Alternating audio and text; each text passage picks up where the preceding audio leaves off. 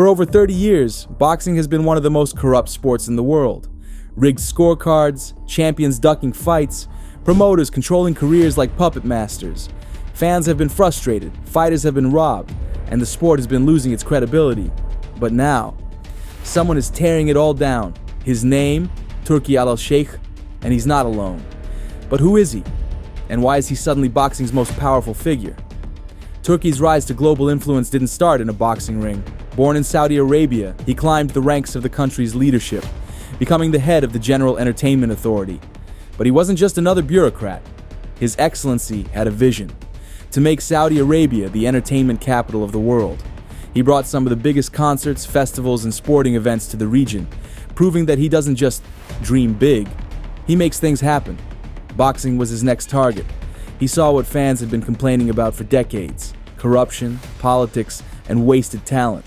And unlike the promoters who profit off boxing's dysfunction, he had the power, money, and connections to fix it.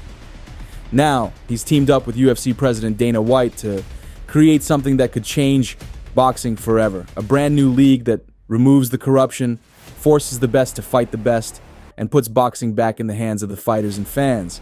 This isn't just about making big fights happen, this is about fixing the entire sport. But here's the real question: can they actually do it? Or is boxing's corruption so deep that not even billions of dollars in global power can change it? Let's break it all down. To understand why Turki and Dana White's plan is such a big deal, we first need to talk about why boxing is broken. For decades, boxing has been controlled by promoters and sanctioning bodies, not by the fighters or the fans. And that's led to some of the biggest problems in the sport. Too many belts. Unlike UFC, which has one champion per division, boxing has multiple sanctioning bodies: WBC, WBA, IBF, WBO, each with its own world champion. That means you can have 4 different guys holding belts in the same division, which makes no sense. Example: in the heavyweight division alone, there were 4 different world champions in 2022. Tyson Fury, WBC, Alexander Usyk, WBA, IBF, WBO, and Daniel Dubois, WBA regular, creating massive confusion over who the real champion was. Rigged judging. We've all seen it. Fights where the winner is clear, but corrupt judges hand the decision to the money fighter. Fighters train for months, risk their health, and still get robbed. For example, in 2017, Canelo Alvarez versus Gennady Golovkin fight had a wildly controversial decision. One judge, Adelaide Bird, scored the fight 118-110 for Canelo, despite most analysts seeing it as a close or Golovkin victory. The backlash was huge, yet she faced no real consequences. Fighters ducking each other. Because of promoter politics, top fighters avoid risky fights. It took 10 years for Mayweather versus Pacquiao to happen. Fury versus Usyk was delayed for years because of contract disputes. Another example: Terence Crawford versus Errol Spence Jr. was one of the most demanded fights in boxing for years, but constant disputes between promoters and networks delayed it until 2023, long after both fighters were at their peak. Most boxing events have one big fight, and the rest of the card is meaningless.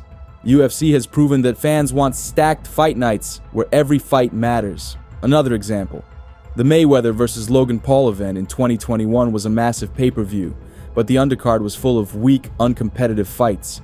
Contrast that with UFC events where even prelim fights can feature future champions. Boxing has been stuck in this broken system for over 30 years. That's where Turki and Dana White come in. Turki Alalshikh is one of the most powerful men in sports and entertainment. As Saudi Arabia's Entertainment Authority chairman, he's been behind some of the biggest events in boxing, football, and music.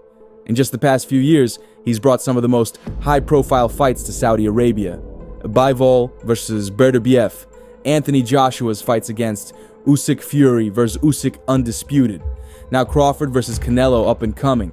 But His Excellency isn't just here to host events. He's here to change the game. His plan? A new boxing league that removes corruption and forces the best fighters to fight each other. And to make it happen, he's teaming up with the one man who revolutionized combat sports, Dana White. Dana White is not just a businessman, he's a game changer.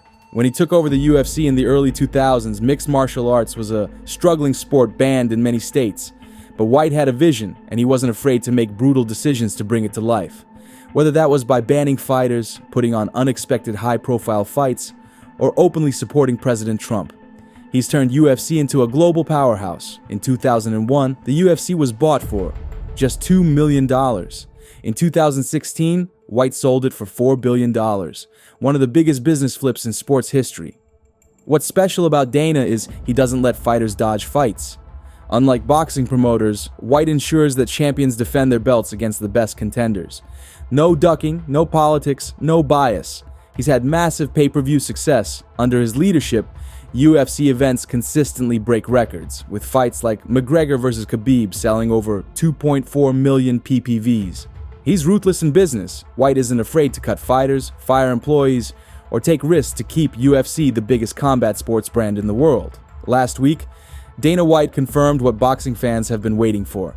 He's officially working with Turki Alalshikh to launch a new boxing league under TKO Group, the same company that owns UFC and WWE. This league will operate like the UFC, meaning only one champion per division. Boxing is currently governed by 4 major sanctioning bodies: WBC, WBA, WBO, and IBF, with each of them recognizing their own world champion. The organizations also have separate rankings and don't rate fighters who hold belts with the other bodies.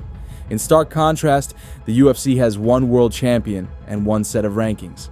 At present, there are 17 or 18 weight classes in boxing, depending on whether you consider the newly erected Bridger weight division as legitimate. White intends to strip these down with TKO boxing. Dana White said, "We're going to have the basic weight classes that started everything. We will have one champion, and you know how you're going to know who the champion is because they're going to fight their way up through the gauntlet. And once you get into the top 5, you know who the 5 baddest dudes in the heavyweight division are. And then you'll find out who the champion is. They will defend their titles, and that's how it'll work." The original boxing weight classes are flyweight, bantamweight, featherweight, lightweight, welterweight, middleweight, light heavyweight, and heavyweight. The goal is clear. No more ducking, no more promoter politics, no more fake belts. Fighters will have to fight the best in their division, just like in UFC. This changes everything. For years, Dana White refused to get involved in boxing because it was too broken. But now, with His Excellency's financial backing and global connections, he's finally making his move. But not everyone is happy about this. If you think the old promoters and sanctioning bodies are just going to let this happen, think again. Eddie Hearn, Bob Arum, Al Heyman, they've been running boxing for decades. They make money from keeping the system broken. If the best fighters are forced to fight each other, they lose control.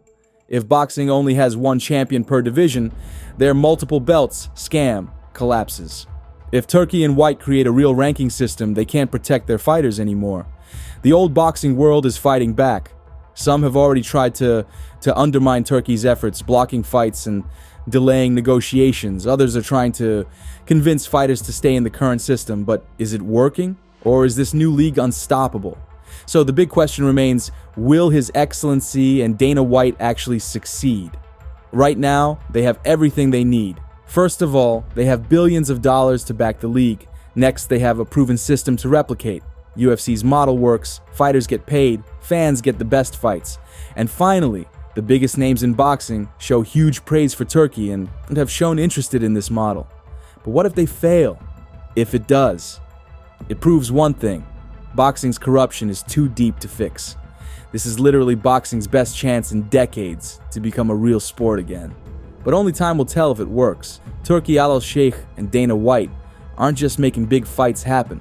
They're trying to save the entire sport. If they pull this off, we could finally see a future where the best fight the best, where judging is fair, and where boxing regains its former glory. But if they fail, it might just prove that boxing is beyond saving. So now, we ask you, will this actually fix boxing, or will the old promoters find a way to stop it? Drop your thoughts in the comments, and if you want to stay updated on the biggest changes happening in boxing, hit that subscribe button. This is just the beginning.